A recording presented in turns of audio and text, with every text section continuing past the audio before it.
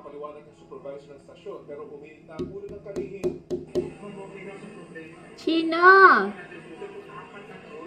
Ang video pinost mismo ng DOTR sa Go down! social media site.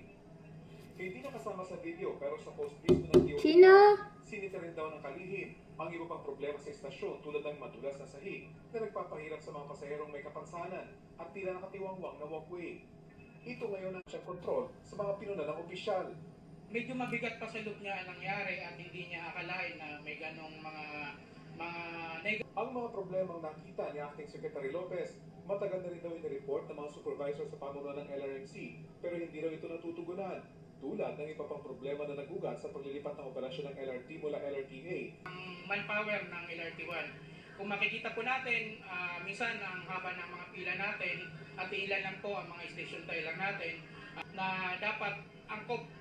Sa payag ng LRMC, pinasalamatan nito ang kalihim sa mga ginawa niyang puna para daw makatulong sa pagpapaganda ng kanilang serbisyo. Kinikilala rin daw nila na kailangan pa nila ng mas matinding pagkikipag-ugnayan sa kanilang mga empleyado.